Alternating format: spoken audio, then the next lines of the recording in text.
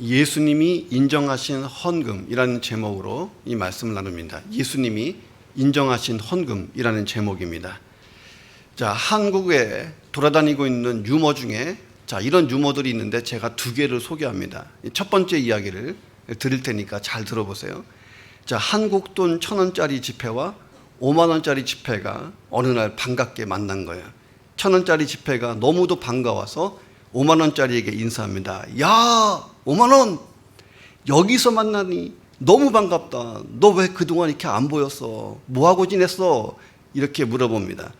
5만 원짜리 지폐가요, 즐겁게 인사하면서 자랑질을 하기 시작합니다. 응, 잘 지냈지. 카지노도 갔었지. 유람선 타고 여행도 했지. 고급 레스토랑에도 가봤지. 넌 어떻게 지냈는데? 1,000원짜리가 찌그러지는 거예요. 풀이 확 죽어서 대답합니다. 나야 뭐 늘 그렇지 뭐. 전하고 똑같아. 교회 그리고 교회 했다는 이야기가 있습니다. 이해가 되세요? 일부 예배 때는 이해가 조금 안 되는지 혹시 좀 점잖으신 분들이 많이 나오셔서 일본 분들은 속으로 웃으신 것 같아. 두 번째 이야기가 있습니다. 이제 이 1,000원짜리 지폐와 5만 원짜리 지폐가 나이가 들어서 어느 날 똑같이 죽어서 하늘나라에 가게 된 것입니다. 천국 문 앞을 지키고 있던 베드로 사도가 1,000원짜리를 딱 보더니 넌 천국 이렇게 말하는 것입니다. 5만 원짜리가 속으로 생각했어요. 야, 1,000원짜리가 천국이면 나는 천국에서 VIP룸이다 라고 기대를 했어요. 그런데 베드로가 5만 원짜리를 딱 보자마자 너 지옥 이렇게 얘기했습니다. 머리가 끝까지 화가 난 5만 원짜리가 어떻게 이럴 수가 있냐고, 판단 기준이 뭐냐고 큰 소리로 막 따지기 시작했습니다. 베드로 사도가 웃으면서 이렇게 말합니다. 너 교회 자주 안 왔잖아. 그래서 지옥. 이렇게 얘기했다는 게 있어요. 이게 다 지어낸 유머예요. 시리즈가 있더라고요. 자, 무언가 느낌이 좀 오는 이야기다 하는 것입니다. 자, 오늘 설교 주제가 헌금이잖아요. 제가 1년에 딱 한 번만 하거든요. 헌금에 대한 설교는. 자, 돈소리만 나면 긴장하는 분들이 있다. 귀가 탁 뜨이고 이렇게 딱 쫑긋하시는 분들이 있어요. 최근 교회에 대한 비판의 소리 중에 하나가 뭐냐면 교회 가니까 맨 돈 얘기만 한다. 자, 이런 얘기들을 많이 듣습니다. 자, 그런데 종교개혁자 칼빈이 이런 말을 남긴 거예요. 자, 우리 교회의 문제는 교회에서 돈에 대해서 너무 많이 이야기하는 것이 문제가 아니다. 돈에 대해서 바르게 얘기하지 않는 것이 문제다라고 얘기했다는 것입니다. 얼마든지 헌금에 대해서 얘기할 수 있다는 거예요. 그런데 제대로 하라는 거예요. 제대로 못하니까 교회 가니까 맨 돈 얘기만 한다. 엉뚱한 소리가 나오잖아요. 자, 돈의 씀씀이를 보면 그 사람이 어떤 사람인지를 알 수 있다 하는 그 통계가 있습니다. 돈의 쓰임새가 그 사람의 인생관이고 돈을 어떻게 쓰는가를 보면 그 사람의 가치관이 거기에 나타나고 돈 쓰는 것을 보면 그 사람의 세계관이 어떤지가 딱 드러난다는 것입니다. 내가 예수 믿고 구원받고 이후에부터 내 신앙의 내 삶의 변화가 일어나기 시작합니다. 자, 그 중에 어떤 변화가 일어나냐면 내가 하나님께 뭔가 드리고 싶다. 물질이든 시간이든 내 마음이든 좀 헌신하고 싶다. 열심히 뭔가 드리고 싶다. 하고 싶다 하는 마음이 든다는 거예요. 자, 그래서 헌금을 드린다고 하는 것은 이 헌금에 우리의 믿음과 헌신이 같이 반영되어 있다 하는 것입니다. 자, 감리교를 창시했던 존 웨슬리 목사님이 이런 말씀을 남겼어요. 되게 의미심장합니다. 나는 주머니가 회개하지 않는 사람의 회개는 믿지 못하겠다 하는 이야기를 남겼습니다. 자, 진정으로 구원받았고 구원의 감격이 있고 감사가 있는 사람이라면, 그리스도인이라면 돈의 쓰임새에 뭔가 변화가 있다는 거예요. 자, 이것은 헌금의 양으로 평가되는 것이 아니고 헌금의 질로 평가가 된다는 것입니다. 자, 헌금이라는 말이 있잖아요. 이 한문을 보면 그대로 돈을 바친다 이런 의미가 있지만 어느 쪽에 더 비중이 있느냐에 따라서 자세와 태도가 바뀐다는 거예요. 헌금에서 중요한 게 나는 금이다 하면 헌금 낼 때 떨어. 덜덜덜덜. 왜? 금이니까. 자, 그런데 헌금에서 중요한 게 나는 헌이다 이러면요, 무얼 들여도 아깝지 않는 헌신이 나오는 것입니다. 금이냐 헌이냐, 헌금 중에 어느 쪽이냐는 거예요. 헌금. 자, 헌금하는 횟수, 헌금의 금액, 이것보다 더 중요한 것이 사람의 마음, 태도, 자세라는 거예요. 자, 왜? 하나님이 헌금을 드리는 사람의 중심을 보시겠다, 자, 하시기 때문입니다. 오늘 본문에 보면 그 이야기가 나오는 거예요. 자, 어느 날 예수님이 독특한 행동을 하셨어요. 예수님이 헌금함 맞은편에 앉아서 성전에 들어가는 사람들이 어떻게 헌금하고 있는가를 오랫동안 보셨다는 거예요. 딱 한 번 나와요, 이 성경에 예수님이 헌금통을 이렇게 보신 게. 자, 당시에 예루살렘 성전의 구조를 보면 딱 이렇게 되어 있습니다. 화면이 작아서 잘 안 보일 텐데 집에서 예배 드리시는 분들은 와 할 거예요, 잘 보이니까. 자, 성전 제일 바깥쪽, 이 네모칸 바깥쪽은요 이방인의 뜰이에요. 자, 이방인들은 이 네모통 속에 들어올 수가 없습니다. 그러니까 이방인들은 밖에서 예배 드리는 거예요. 자, 그런데 그 안쪽으로 들어갈 수 있는 그 절반에 보면 광장 같은 게 보이잖아요. 이 광장같이 보이는 데가 여인들의 뜰입니다. 여자들은 여기까지만 들어갑니다. 억울하지만. 이게 여인들의 뜰이에요. 지금 눈에 보기에 되게 작지만 여기에 대략 15,000명의 예배자들이 들어갈 수가 있는 공간입니다. 어마무시하게 큽니다. 저희가 성지순례 갔을 때 이런 이상한 안경 쓰고 4차원으로 보는데 야, 어마어마하게 크더라고요. 이 광장이 보였어요. 자, 이방인들은 거기까지 올 수 있다. 그리고 여인들은 요 뜰까지 갈 수 있다. 이 광장이 굉장히 넓은 광장이에요. 자, 여기에 그 아름다운 문이라고 하는 그 미문이 있습니다. 정가운데 있어요. 정가운데 보면 문이 하나 있잖아요. 이게 미문이에요.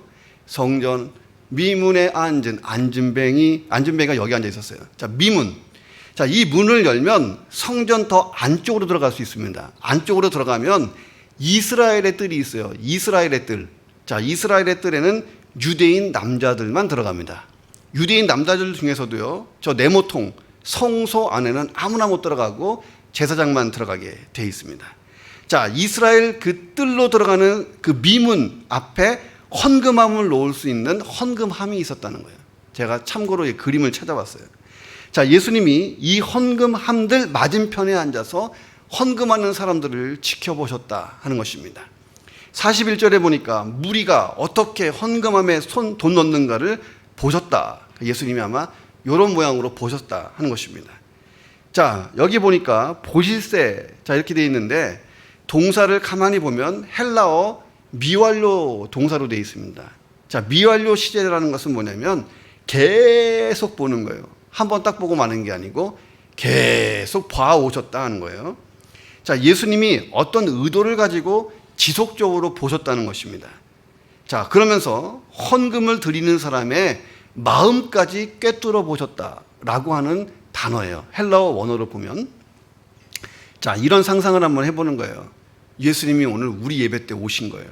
그러더니 저한테 조 목사, 오늘은 내가 헌금위원 좀 해야겠다, 이렇게 말씀하시는 거예요.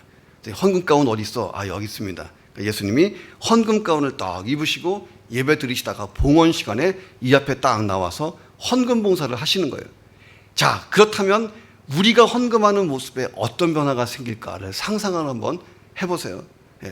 두 손으로 공손히 드릴 거예요. 자, 예수님이 우리들의 또 모습을 보시면서 무슨 생각을 하실까를 생각해 보는 것입니다. 자, 예수님이 한 여인이 헌금하는 모습을 보고 굉장히 깊은 감동을 받았어요. 자, 이것이 오늘 본문의 핵심입니다. 그리고 제자들을 다 불렀어요. 이 여인이 헌금한 것에 대해서 교훈을 주셨습니다. 야, 저 여인이 헌금하는 거 봤지? 자, 이러면서 예수님이 설명을 하셨어요. 자, 제자들도 아마 예수님 곁에서 헌금함을 유심히 아마 보고 있었을 거다 하는 것입니다. 자, 성경에 보면 예수님이 제자들을 갑자기 불러 모으시고 어떤 교훈을 하시는 경우가 많지 않아요. 흔하지 않습니다. 근데 오늘 예수님이 굉장히 감동받으시고 야, 너네 다 모여봐 하고 이야기를 하셨다는 거예요. 그러니까 굉장히 예수님 마음에는 중요한 메시지를 전달하신 거예요. 자, 왜 예수님이 제자들을 불러 모으셨을까? 헌금에 대한 굉장히 중요한 교훈을 주시고 싶으셨다 하는 것입니다. 자, 오늘 본문의 이야기를 가만히 보면 반전이 있어요. 갑자기 확 바뀌는 이야기가 있습니다. 아마도 제자들은 헌금함에 돈을 많이 넣고 있는 부자들을 보면서 속으로 부러워했을 거예요. 야, 뽐난다, 뽐난다. 나도 저렇게 헌금 한번 화끈하게 멋지게 드렸으면 좋겠다. 나는 이렇게 가난하지 막 이러면서 야, 저분 봐, 저분 봐. 갖다 쏟아붓네, 쏟아붓네. 헌금 한번 나도 시원하게 해보고 싶다. 막 이런 생각을 가지면서 부자들에게 포커스를 맞추고 있었을 거예요. 자, 그런데 예수님이 대뜸 제자들을 다 부르시더니 이렇게 말씀하시는 거예요. 내가 진실로 너희에게 이르노니 이 가난한 가부는 헌금함에 넣은 모든 사람들이 낸 헌금보다 많다. 이렇게 말씀하시는 거예요. 제자들이 받았을 충격을 생각해 보세요. 자기들은 지금까지 부자들을 쳐다보고 있었는데 갑자기 예수님이 야, 한 여인이 낸 헌금이 모든 사람들보다 많다. 아마 그들은 이게 무슨 말인가 어리둥절했을 거다 하는 것입니다. 자, 이 여인은 가난한 여인이었어요. 경제적으로 고통받고 있는 사람이었습니다. 거기다가 과부였어요. 과부. 예수님 시대에 유대 사회에서 과부는요, 극빈자예요. 그래서 다른 사람의 자선에 의존해서 궁핍하게 살던 사람입니다. 초대교회에 보면 과부를 돕는 문제 가지고 교회가 회의를 한 적도 있잖아요. 그만큼 과부가 많고 과부는 불쌍한 사람이었습니다. 자, 외로움이 많고 정신적 고통도 많이 겪고 살던 여인이었다는 거예요. 자, 그런데 이 여인이 예수님이 인정하실 정도로 아름다운 헌신의 귀감을 남겨놓았다 하는 것입니다. 자, 예수님이 얼마나 감동을 많이 받으셨는지 제자들에게 이렇게 얘기해요. 내가 진실로 진실로 너희에게 이르노니. 진실로. 내가 진짜 얘기하는데 정말로 이렇게 얘기하는 거예요. 자, 이 여인의 헌신을 높이 평가하셨다는 거예요. 자, 도대체 어떤 일이 일어난 것인가? 자, 우리가 본문을 좀 더 돋보기로 가까이 보자는 거예요. 자, 예수님이 인정하시는 헌금이 어떤 것이냐? 첫 번째는 하나님만 의식하고 드린 헌금이었다는 거예요. 하나님만 의식하고 드린 헌금. 자, 41절에 보면 예수께서 헌금함에 대하여 앉으사 이렇게 되어 있습니다. 자, 이 말씀대로 보면 헌금함이 한 개만 놓인 것처럼 보이잖아요. 자, 근데 그 당시에 예루살렘 성전 입구에 가보면 다양한 목적에 따라서 헌금함이 13개나 있었어요. 자, 우리나 똑같아. 우리 들어오다 보면 주일헌금, 감사헌금, 11조 봉투가 여러 가지잖아요. 그 당시에는 무려 13개의 헌금함이 있었어요. 무슨 헌금, 무슨 헌금, 무슨 헌금. 자, 그런데 이 헌금함이 진짜 독특하게 생겼다는 거예요. 자, 그림을 잘 보시면 약간 흐릿하게 나왔는데, 돈을 넣는 헌금함 네모통 위에 나팔처럼 생긴 노쇠가 하나 있어요. 자, 이것을 나팔 모양이다 해갖고 나팔궤다 이렇게 구약 성경에 많이 나와요. 나팔궤. 자, 이 헌금함은 본래 노쇠로 만들어졌습니다. 당시에는 지폐가 통용되지 않는 시대예요. 자, 우리 옛날에 엽전 갖고 살았잖아요. 동전만 있던 시대입니다. 그래서 헌금하는 사람들이 헌금함에 돈을 집어넣으면 동전 떨어지는 소리가 들리는 거예요. 딱 넣으면 댕그르 댕그르 댕그르 댕그르 이렇게 해서 들어가는 거예요. 자, 이 소리의 강도에 따라서 어떤 사람이 무엇을 어마만큼 많이 집어넣는지 짐작할 수 있다 하는 것입니다. 자, 이렇게 헌금함을 만들어 놓은 것은 약간 불순한 의도도 있는 거예요. 자, 그래서 예수님이 이 나팔 모양의 헌금통을 그렇게 좋아하시지는 않았던 것을 봅니다. 자, 41절에 보니까 이렇게 돼 있어요. 여러 부자가 많이 넣었는데 라고 나옵니다. 자, 여기서 부자가 누구냐? 사회의 특권층들이에요. 주로 바리새인들이 대부분이었고 서기관이나 사두개인이나 제사장 그룹들이에요. 이 사람들은 굉장히 돈이 많고 사회의 특권층이라서 나름 부유한 사람들이었습니다. 그러니까 예수님은 특별히 바리새인들하고 자주 싸웠어요. 자꾸 꾸짖고 논쟁했습니다. 자꾸 논쟁하고. 이유가 뭐냐면 그들의 신앙과 삶이 보여주기식이었어요. 매우 위선적이었기 때문입니다. 자, 그들은 하나님을 의식하고 사는 것이 아니라 사람들의 시선을 더 의식하고 좋아했다는 거예요. 사람들이 자기들을 매우 신앙이 독실하고 경건하고 하나님을 뜨겁게 사랑하는 사람으로 인정해 주기를 바란 거예요. 그 인정받아야 그 결과 사람들의 존경을 받아야 사람들 위해 군림하고 성전에서 나오는 각종 이익을 취할 수 있었기 때문에 최대한 경건한 척 했던 거예요. 예수님은요, 그들의 속을 너무 잘 알았어요. 마음의 중심을 잘 아니까 자꾸 마음의 중심에 있는 것을 예수님이 콕콕 찍어서 신랄하게 비판하니까 이게 매일같이 예수님만 만나면 싸움이 됐던 것입니다. 자, 지금부터 상상을 해보세요. 사람들이 존경받고 있는 그 동네 엄청난 부자 바리새인이 성전에 딱 들어가는 것입니다. 그 당시에 바리새인들은 아마 배가 좀 나왔을 것 같아요. 제가 인도에 가보니까 나는 부자다 하는 것을 보여주기 위해서요, 엄청 많이 먹어서 배를 이렇게 내밀어요. 배가 많이 나올수록 부자입니다. 여기 배 많이 나오신 분들 걱정하지 마세요. 인도 가면 덕이 많고 부유한 사람으로 통하는 거예요. 빼빼 마르고 까무잡잡하면요, 불쌍하고 못 사는 사람으로 통해요. 아마 그 당시에 바리새인 부자가 배가 통통하게 나와서 띠를 이렇게 묶고 어슬렁어슬렁 걸어갔을 것 같아요. 자, 사람들은 이 사람이 얼마나 많이 헌금을 하는지 궁금했어요. 시선이 전부 다 헌금함에 집중되는 거예요. 많은 동전을 헌금함에 넣기 시작합니다.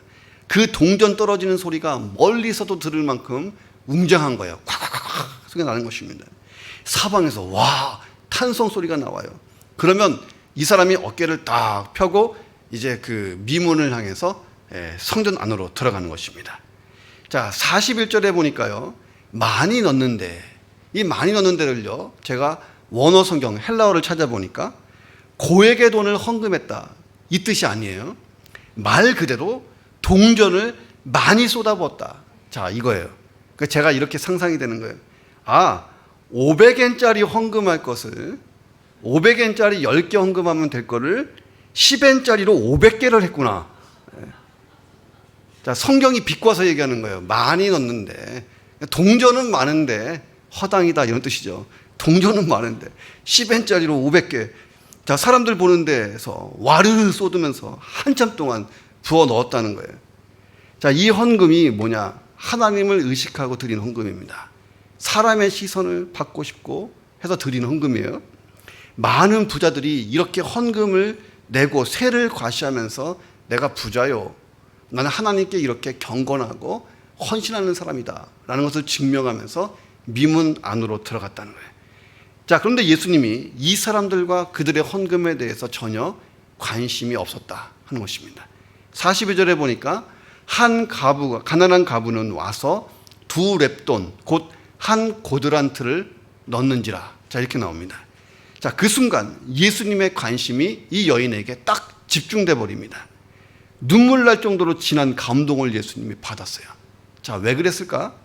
자, 이 여인이 다른 부자들보다 진짜 많은 동전을 헌금함에 넣었느냐? 아니잖아요.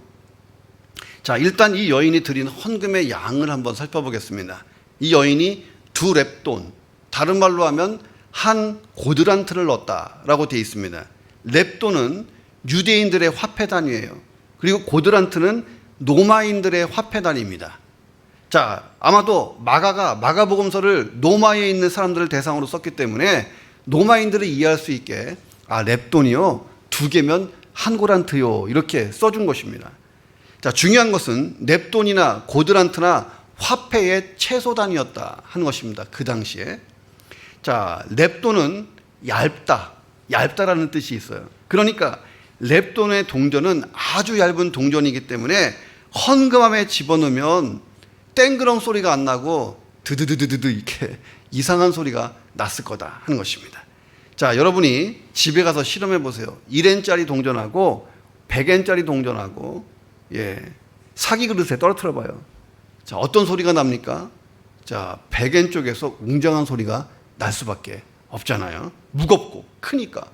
자, 얼마 안 되는 돈, 그 헌금을 할 때에 이 당시 상황을 봤을 때 이 여인이 얼마나 부끄러웠을까 하는 생각이 들어요. 소리도 안 나는, 존재감도 없는 동전 2개를 넣었을 때, 자, 보는 눈이 참 많은데 얼마나 눈치가 보였을까 하는 생각이 듭니다. 이 2렙돈이 떨어질 때에 사람들의 시선 때문에 또 얼마나 당황했을까.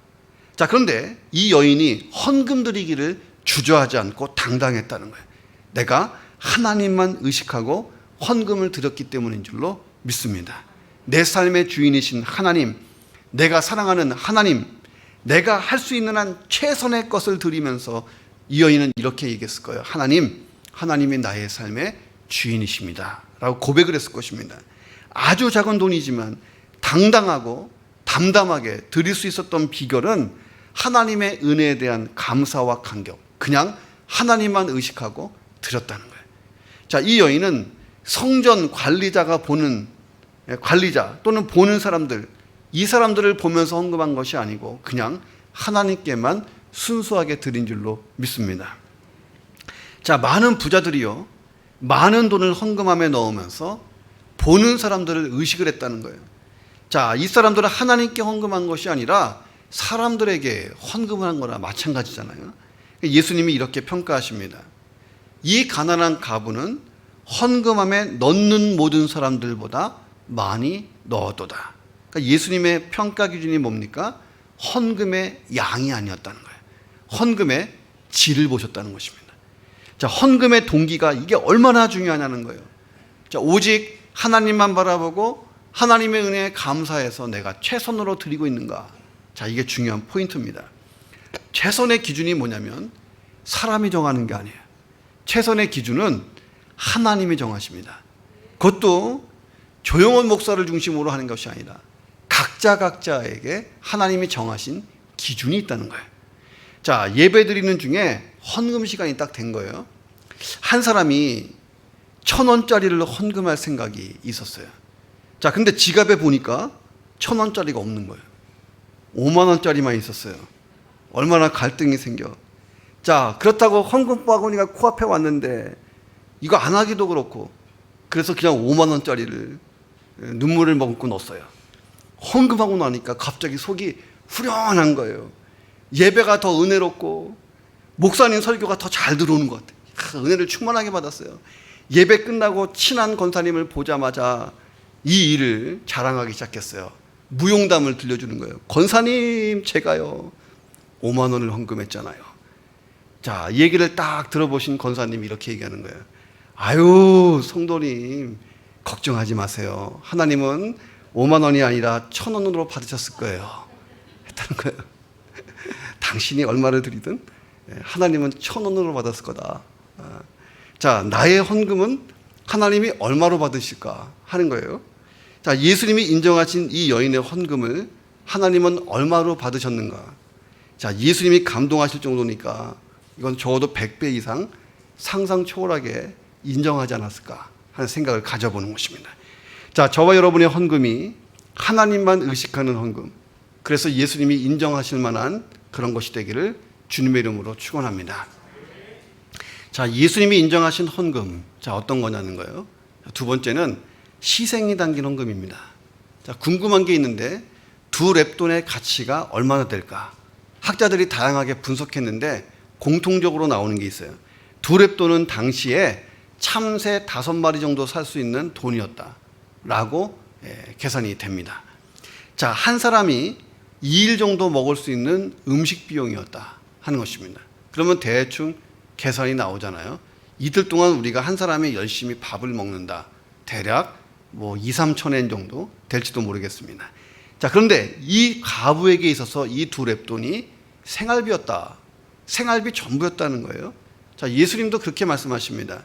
이 과부는 그 가난한 중에서 자기의 모든 소유, 곧 생활비 전부를 넣었느니라. 자, 이렇게 말씀하십니다. 자, 이 생활비를 내고 나면 이 여인은 그날 저녁부터 당장 굶어야 될지도 모르는 어떤 가난한 처지였다는 것입니다. 지극히 가난한 여인, 비참과 빈곤에 처한 여인, 두 렙돈이 그날 총 재산이었던 여인이에요.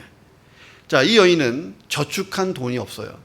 그녀가 마지막으로 소유하고 있는 것이 두 동전이었다 하는 것입니다. 그리고 그 작은 돈에 이 여인의 생사가 달린 거잖아요.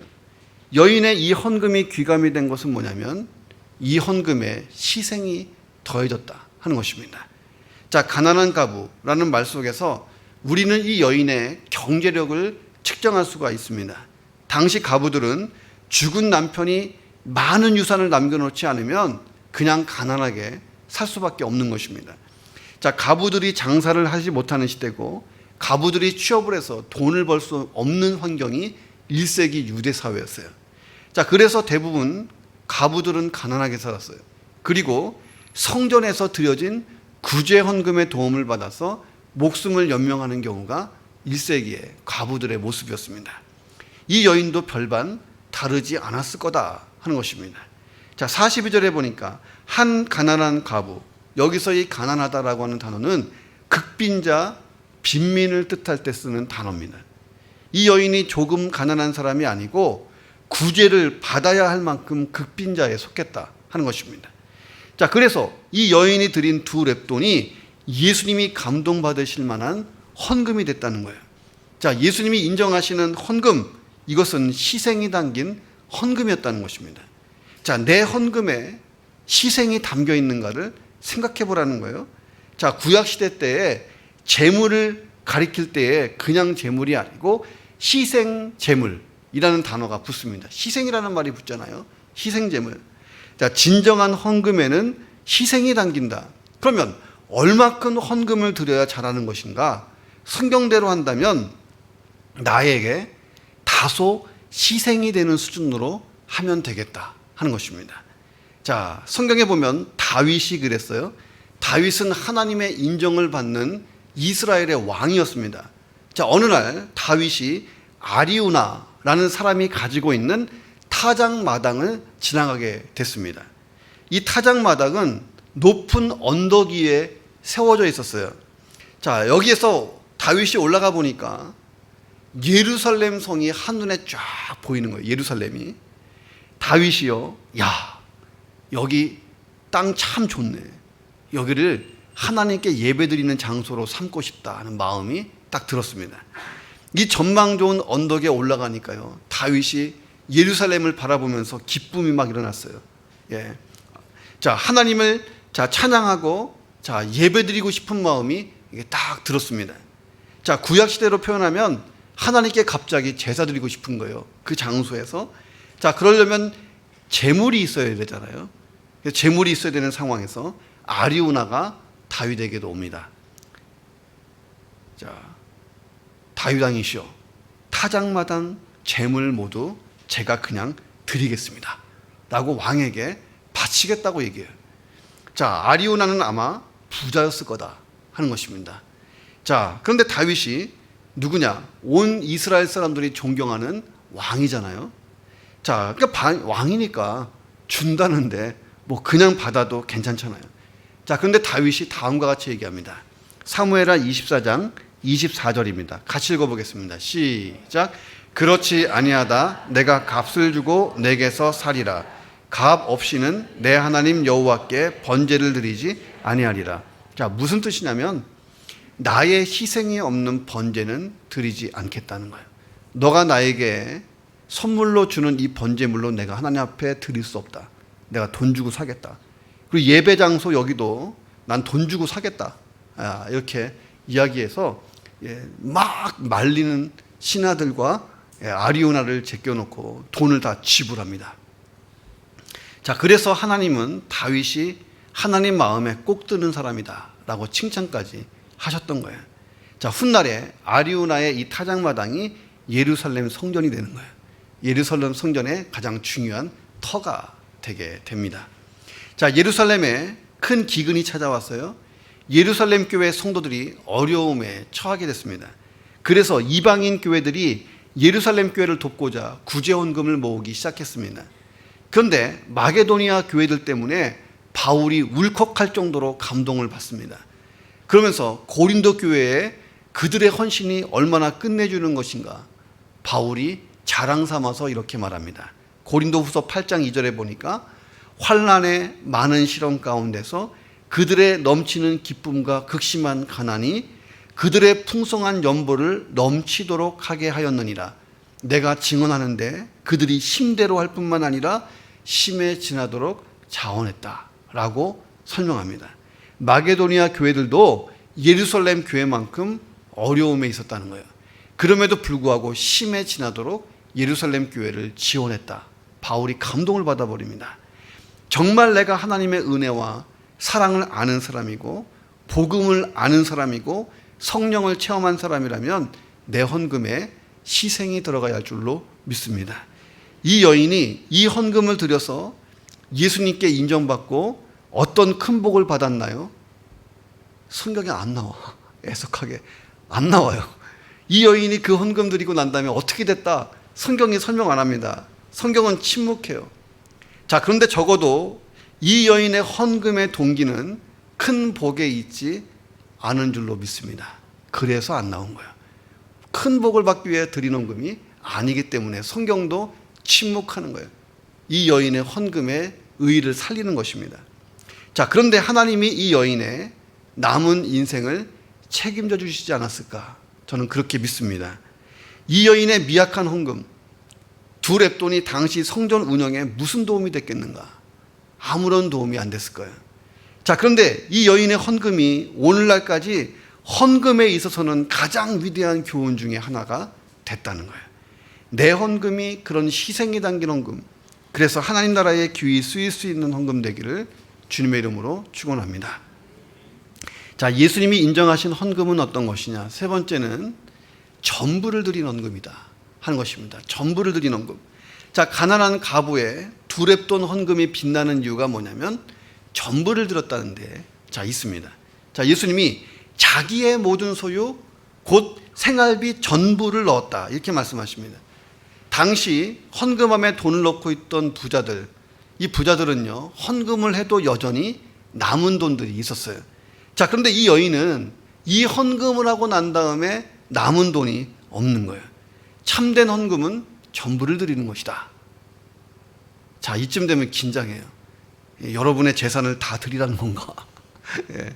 자, 그것은 아니잖아요. 자, 우리가 헌금에 대해서 오해하지 말 게 있어요. 제가 질문 하나 드릴게요. 11조는 다 주님의 것이다. 맞습니까? 틀립니까? 이게 애매한 질문이잖아요. 맞기도 하고 틀리기도 하다 하는 거예요. 자, 11조는 주님의 것이지만 11조만 주님의 것이 아니기 때문에 틀리다는 거예요. 나머지 10분의 9도 주님 것인 줄로 믿습니다. 자, 10분의 10 전체가 다 하나님 것이다. 왜 그러느냐? 하나님이 세상을 창조했고 만물의 주인이라고 우리가 믿기 때문입니다. 기독교의 헌금 정신은요, 모든 것이 다 하나님 것이다. 여기서부터 출발을 한다는 거예요. 자, 우리가 온전한 11조를 얘기할 때에 이것을 정확히 10분의 1을 드린다 하는 의미가 아니라는 거예요. 자, 10만 엔이 있어요. 어떤 사람은 1만 엔을 할 수도 있고, 어떤 사람은 5천 엔도 할 수 있고, 어떤 사람은 2천 엔도 할 수 있어요. 어떤 사람은 2만 엔도 할 수 있고 3만 엔도 할 수 있어요. 이게 10분의 1이 중요한 게 아니라요, 전부가 중요한 겁니다. 자, 지금부터 설명을 해드릴게요. 자, 하나님께서는 우리가 정성으로 헌금을 드리면 그 헌금을 받으시고 나머지 전체를 다 드린 걸로 인정해 주시는 거예요. 자, 이게 성경적인 것입니다. 천지 만물의 주인이신 하나님이 무엇이 부족해서 나에게 뭘 자꾸 가져가실까? 하나님은 뭐 가져가시는 거에 관심이 없다는 거예요. 자, 하나님의 관심이 뭐냐? 헌신된 마음이에요. 자, 그러니까 온전한 11조가 뭐냐? 10분의 1을 드리고 난 다음에 나머지 10분의 9도 하나님 것으로 인정하면 이게 제대로 된 헌금이라는 거예요. 내가 10만 원이 있는데 그 중에 2천 원을 헌금했어요. 그리고 9만 8천 원은 하나님 거라고 인정을 하고 살아. 자, 이러면 온전한 헌금이라는 거예요. 자, 2천 원이냐, 만 원이냐, 2만 원이냐가 중요한 게 아니에요. 단지 성경이 10분의 1. 왜냐하면 구약 성경에 그런 것이 있거든요. 예, 초태생의 그 규약에 따라서 10분의 1은 언더라인이 있는 것뿐이지 이게 기준은 아니라는 것입니다. 기준은 뭐냐? 헌신된 마음. 자, 그러니 내가 10분의 1을 하나님께 드리고 나머지 10분의 9를 쓸 때도 어떻게 써야 되냐? 하나님 것을 쓰고 있으니까 하나님 말씀대로 써야 되는 거예요. 자, 10분의 1은 하나님 것 딱 드리고 이 9개 내 거 가지고 가서 죄악과 타락을 일삼는데 돈을 막 쓰는 거야. 야, 이거 아니라는 거예요. 선하고 의로운 일, 내 가족을 섬기고 아이들을 양육하고 필요하면 또 밥도 한번 사고, 이렇게 선하게 쓰는 것이 지혜로운 것이라는 것입니다. 자, 그러한 헌금 정신이 중요한 게 뭐냐면 제대로 된 헌금 사용 하나님께 드리고 나머지는 또 의를 위해서 잘 쓰고, 자, 여기에 대해서 하나님이 축복을 약속하시기 때문입니다. 말라기서 3장 10절 같이 읽어봅니다. 시작. 너희의 온전한 11조를 창고에 들여 나의 집에 양식이 있게 하고 그곳으로 나를 시험하여 내가 하늘문을 열고 너희에게 복을 쌓을 곳이 없도록 붙지 아니하나 보라 하는 것입니다. 성경은 하나님을요 시험하지 말라 그래요. 자, 그런데 하나님이 당신 스스로 11조에 대해서는 나를 한번 시험해봐라 라고 직접 말씀하시는 거예요. 자, 온전한 11조가 뭐냐? 결국은 나 자신을 드리는 거예요. 내 인생 전체가 다 하나님 것입니다. 에서부터 출발하는 것입니다. 다시 말하면 내 인생에 대한 주권도 하나님에 있고 내 소유에 대한 주권도 하나님께 있다고 인정하는 거예요. 천지 만물이 다 하나님 것이니까 하나님이 필요하시면 당장 더 많은 것을 창조할 수 있잖아요. 지구에다가 좀 모족하면 화성에다가 하나님이 UFJ 은행 몇 개 세워놓고 주식도 돌리시고 다 할 수 있어요.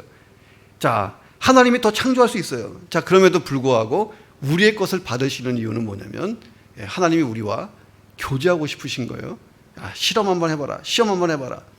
자, 하나님이 과연 내 인생 하나 감당하지 못하실까 하는 것입니다. 자, 이 여인이 뭐냐? 이 여인의 믿음은 하나님이 내 인생의 주인이니까 내가 하나님을 이만큼 사랑하니까 그냥 드리는 거예요. 전부 드린 것보다 중요한 것이 이 여인의 마음 가운데 하나님이 내 인생을 주관하시는 주관자다 하는 믿음이 있었다는 거예요. 믿음. 당장 오늘 저녁부터 먹을 것이 없기 때문에 이 여인의 미래는 예측할 수가 없어요. 자, 그런데 이 여인은 그냥 하나님께 주권을 맡긴 거예요. 하나님께 다 맡긴 거예요. 하나님 맡깁니다. 자, 마틴 로이드 존스 목사님이 쓰신 책 중에 이런 이야기가 실려 있는 책이 있습니다. 한 농부의 소가요 새끼 2마리를 낳은 거예요. 새끼가 뭐예요? 송아지잖아요. 송아지를 보고 농부가 너무 좋아하면서 자기 부인에게 이야기를 했어요. 여보, 우리 소가 예쁜 송아지 2마리를 낳네. 우리 한 마리는 우리 거 하고 다른 한 마리는 하나님께 드리면 좋겠어요. 부인이 아멘 했어요. 그런데 얼마 후에 이 2 송아지 중에 하나가 병들어서 시름시름 앓다가 그만 죽어버립니다. 농부가 슬픈 표정으로 아내에게 얘기하는 거예요. 여보, 이제 어떻게 하면 좋아? 하나님께로 드리기로 한 송아지가 죽어버렸네 했다는 이야기가 있어요. 이게 내 얘기가 아니냐 하는 거예요. 농부에게는요 죽은 소는 하나님 것, 살아있는 소는 내 것. 처음부터 정한 게 아니라 상황에 따라 정한 거예요. 자, 우리는 끊임없이 주님의 것, 내 것. 자, 이거 딱 구분한다는 거예요. 자, 그런데 참된 정신이 뭐냐? 모든 것이 다 하나님 것인데 그 중에 내가 믿음으로 드린 이것은 헌금이고 나머지는 다 하나님이 내게 선물로 주신 거니 잘 쓰면 되는 거예요. 자, 비단 돈뿐만 아니라 나의 몸도 나의 재능도 내 시간도 그냥 다 하나님 것이다. 여기서부터 출발하는 사람의 인생은요 결코 헛되이 끝나지 않는 줄로 믿습니다. 자, 그런 사람은 인생 자체를 하나님께서 하나님의 뜻을 이루기 위해서 나에게 주신 시간으로 해석합니다. 자, 진정한 사랑이 뭐냐? 진정한 사랑은요 100% 헌신하는 거예요. 마음을 다해서. 자, 한 남편이나 부인이 자기 배우자에게 이렇게 말한다고 상상해 보세요. 여보, 나는 오늘부터 당신에게 80%의 헌신을 하겠어요 라고 얘기하면 아유 훌륭하다 하고 만족할 사람이 있냐는 거예요. 그런 분 있으면 손 들어 보세요. 너 죽었어 그러죠. 20%는 그럼 어디로 가는 거예요? 이 말 속에 20%는 내가 다른 사람에게 헌신하겠다, 내 마음대로 하겠다는 뉘앙스가 딱 들어있는 거잖아요. 자, 헌금이란 그런 거예요. 하나님께 내가 100% 헌신한다는 것은 내 모든 게 다 그냥 하나님 것입니다 하는 분명한 의식이 시작되는 거예요. 자, 전부를 드리되 마음을 다해서 드릴 수 있기를 주님의 이름으로 축원합니다.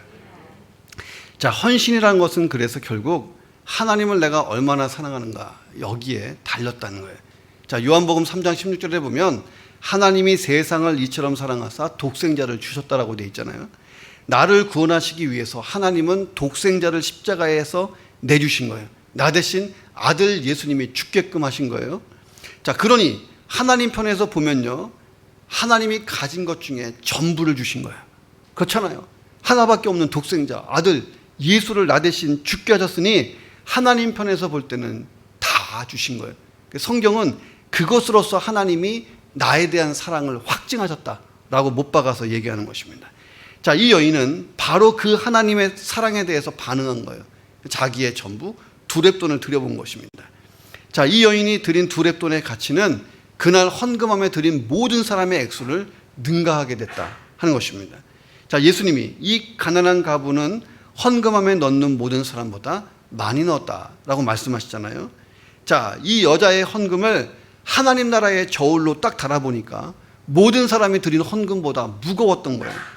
자, 하나님은 가부의 작은 두 렙돈을 취해서 하나님 나라를 세우실 때에 무한한 자원으로 쓰신 줄로 믿습니다.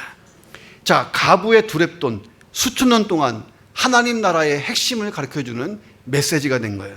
참된 신앙이 무엇인지에 대해서 거룩하게 알려주는 메시지가 된 것입니다. 기독교 역사에서 이 여인이 드린 헌금 이 사건을 가지고 얼마나 많은 목사님들이 설교를 했겠느냐 하는 것입니다. 이 설교를 듣고 또 얼마나 많은 사람들이 헌신의 동기를 발견했을까 생각해 보세요. 자, 이 헌금, 이 헌신의 교훈을 통해서 얼마나 많은 헌신들이 전 세계적으로 일어났을까. 자, 저와 여러분이 예수님이 인정하실 만한 헌금, 그 헌금에 한번 도전해 보시기를 주님의 이름으로 축원합니다. 그것은 하나님께로부터 어떤 보상을 받기 위한 헌금이 아니고 그 은혜와 사랑에 대한 마땅한 우리의 반응이다 하는 것입니다. 그런 귀한 헌금 들어보시기를 주의 이름으로 축원합니다. 기도하겠습니다. 하나님, 나의 헌금, 나의 헌신이 예수님이 인정하실 만한 하나님만을 의식하고 드리는 헌금, 그런 헌신되게 하여 주옵소서. 희생이 담긴 헌금, 그런 헌신하게 도와 주옵소서. 내 전부를 드리는 마음으로 드리는 헌금, 그 헌신되게 하여 주옵소서. 우리 한번 통성으로 기도합니다. 하나님 아버지, 감사합니다. 예수님께서 한 여인의 헌금을 받으시고 기뻐하시고 하나님 감동하신 이유는 그 여인의 헌금이 하나님을 향해서 하나님을 바라보고 하나님을 의식하고 그 은혜와 그 긍휼하신 사랑에 감격하여서 구원받은 은혜에 감사하며 드리는 헌신이었기 때문입니다. 하나님, 그 사랑하는 딸의 헌금은 희생이 담긴 헌금이었습니다. 하나님, 전부를 드리는 마음의 헌금이었습니다. 하나님, 우리가 얼마를 드리냐, 얼마큼을 드리냐가 중요한 것이 아니라 내 마음이 정말 주님을 향해 있는가, 내 마음이 정말 주님을 사랑하는가, 내가 구원받은 그 은혜에 정말 감격하고 사는가, 다시 한번 생각해보는 시간 되게 도와 주옵소서. 우리의 헌신, 우리의 마음, 또 하나님 우리의 믿음이 그렇게 예수님이 인정하실 만한 하나님 그런 드려짐이 될 수 있도록 도우시고 인도해 주시옵소서. 오 주님 함께 해 주시옵소서.